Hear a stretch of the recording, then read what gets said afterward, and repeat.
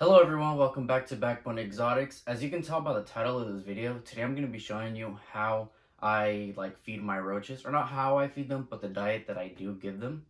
So let's get into that.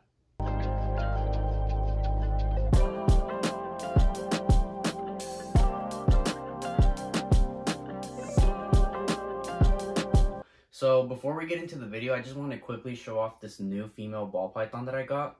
It is a spider pastel butter, or lesser, however you know it. And we don't know if it is hypo or ghost, or if it is just 100% het hypo or ghost. So all the snake experts out there, take a good look at her and tell me what you think. I mean, I'm no expert into the hypo gene, but it does have a little bit of a look to it. I don't know. So this is her up close. Very, very gorgeous snake. If you don't follow me on Instagram at Backbone Exotics, you guys are actually seeing her first, so yeah. Spoilers.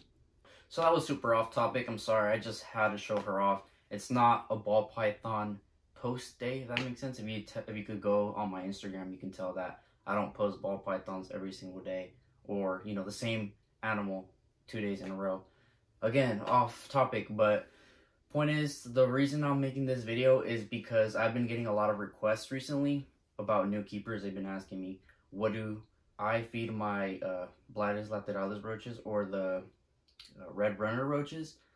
But I do feed all my feeders the same exact diet, so I might as well just show you how, what the diet that I feed to all my feeders, like Dubia Roaches, obviously the red runner, the Bladus lateralis roaches, mealworms, superworms, my crickets, all of that. So the first item I feed them is a juvenile bearded dragon food. Obviously, I'm not no expert into bearded dragons, but you should not feed this to them. But according to the ingredients, it does have a lot of good stuff in it. It has wheat, corns, calciums, apples, soybeans, all of that good stuff. So I really do recommend this as a staple diet, not to your bearded dragons, but to your feeders. And because they are pellets, they're super compact, they do last forever. They just chew them down, break them down, and then it turns into a powder, and even then all your feeders keep eating that. So this, I don't even know when was the last time I bought a new one of these, and it's been honestly quite a while. And like I said, I feed this to all my feeders: dubias, crickets, red runners, mealworms, and superworms. And I don't know if you guys can see, but it's not even halfway empty, and I'm telling you, I don't even remember when was the last time I bought this. So this serves as their main food. This is their staple diet. It's going to keep them nice and healthy, and obviously not starving. So yeah, that's the first item. The next item is calcium. This is super important for animals like your crickets and your roaches. I probably would skip on this for your superworms and your mealworms, because they already do have a lot of keratin, that hard exoskeleton. So I probably wouldn't feed this to them. I, in fact, don't feed this to my mealworms or superworms.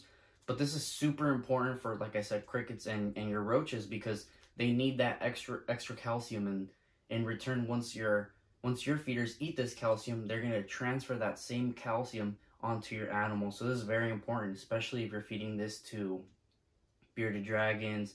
Not this specifically, but your feeders. If you're feeding your feeders to bearded dragons and leopard dragons, they need that, for the metabolic bone disease.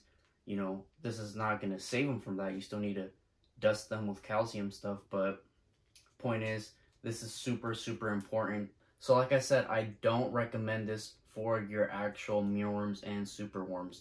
But going through this video, I'll also be dropping down prices for this, so that's another great thing.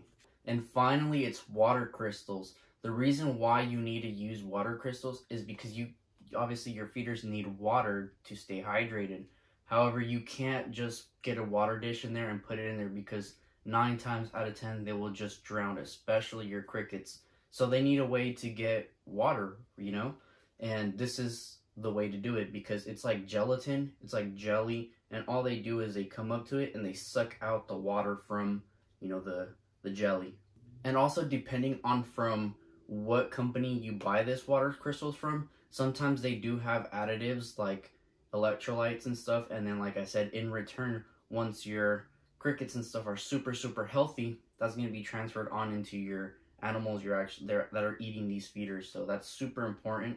This green stuff isn't actually this brand, it's actually this thing that I got from Josh's Frogs, and this is a lot more a bang for your buck because you get a lot more and it's only a couple more dollars than what I was getting before. The Flukers, and it's called the Cricket Quencher. See, like I said, it also has calcium, it says calcium fortified. But I'll post a picture of the original, you know, color that was in here. I believe it was like yellow or white. So anyways, I'm just gonna quickly, you know, show you guys me giving all my feeders some of this, or not all of them, but just my roaches for now, because I do need to give them water. Another quick thing that I failed to mention was that sometimes people ask me how often do I give them water and food and all that. Well, all that really has to do with the size of your colony. You know, you have to experiment and find the perfect days to give water without wasting it, and food, you know, like I said, without wasting it. And for me, it's every 3 days, but my colony is on the bigger side, so, you know, maybe if yours is bigger than mine, maybe it is every 2 days. But if you're just starting off, I don't know, I do something like once every 5 days. Moving on, as you can tell, I have Gatorade caps all at the very bottom of, you know, the bin that I have my roaches in. So all I do is, with a pair of tweezers, is I come up and grab it, shake off all the nasty stuff that was in there before. So now that most of the stuff is out, I just quickly fill it up. It's really hard to do with one hand, so that should be about it. And place it all the way at the bottom, and then rinse and repeat. I need to get my next cap. Shake out the stuff. Fill it up with some of these pellets. Oh no, it spilled over. But that's usually fine, you know. Either way, they're gonna take it out the cap. It's not gonna be perfect. And then finally, for my calcium, I usually color code it. So I use strictly a white cap for my calcium. That way I'm able to monitor the calcium intake on all my feeders, because I don't want to give them too much, you know. It's very important, but it's also important to not overdo it. So that probably wasn't the best example because I'm doing this by myself, and it's really hard to record with one hand and, you know, make sure everything's in frame and then still, you know, give you guys my knowledge. But point is, I'm gonna simply show you guys what it should look like at the end with my Dubia Roach colony. Like I said, here is a water full of those water crystals, a cap full of the water crystals. And like I said, I usually color code it and I monitor the income of their calcium.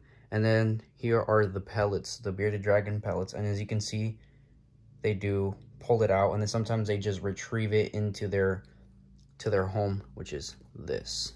Well, that's pretty much it for this video. It was meant to be quick and easy and straight to the point. If it was helpful, please don't forget to leave a like and leave a comment if you're going to be using this diet to feed your feeders. Also, if you could share this video with your friends, that would be super helpful to help my channel grow. Thank you. See you guys next time.